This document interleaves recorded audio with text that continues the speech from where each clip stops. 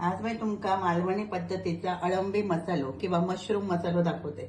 आता एखाद्या दिवशी जेव्हा नॉनव्हेज नसतं तेव्हा प्रोटीनचा सोर्स म्हणून आपण ही मशरूमची भाजी खाऊ शकतो। आता इकडे मी मशरूमचा एक पॅकेट घेतलंय, त्या व्यवस्थित स्वच्छ धुवायचा आणि अशा प्रकारे त्याचे 4 तुकडे करायचे। नंतर बारीक चिरलेलो कांदो, एक बारीक चिरलेलो टोमॅटो, वरून घालण्यासाठी कोथिंबीर आणि इकडे मी आमचा कांदा आणि खोबऱ्याचा वाटण घेतलंय, मीठ आणि मसाले। आता आपण इकडे गॅसवर ठेवलाय पॅन, त्याच्यामध्ये घातलं तेल। आता या तेल चांगला तापला की कांदो टाकायचा।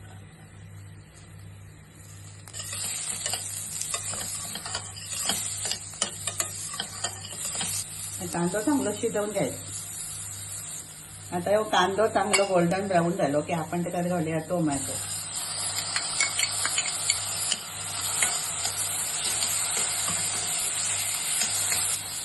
आणि मसाले। मसाल्यामध्ये हळद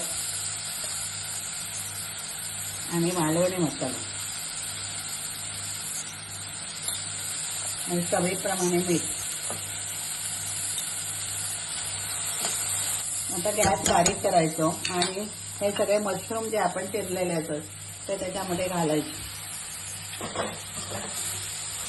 चांगला परतायचा।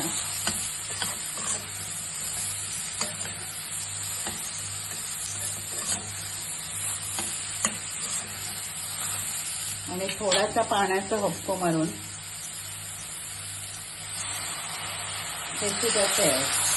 खूप पाणी घालायचं नाही कारण मशरूम असतो त्याचा पाणी सुटतात आणि फक्त शिजण्यापुरता थोडासा हबको मारून शिजत ठेवायचं। आता आपण या उघडून बघूया। आता 5 मिनिटात ही अळंबी, कांदो आणि टोमॅटो असं मिळून आलो छान हे बघा। आता ह्याच्यात आपण घालूया या कांद्या खोबऱ्याचा वाटण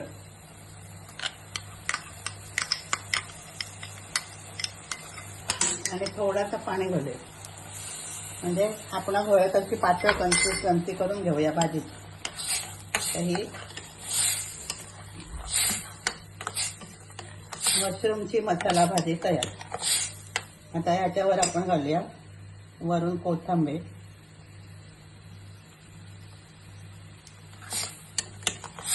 याच्यापेक्षा पातळ होईल तर थोडासा पाणी घालायचं आणि थोडीशी पातळ करायची।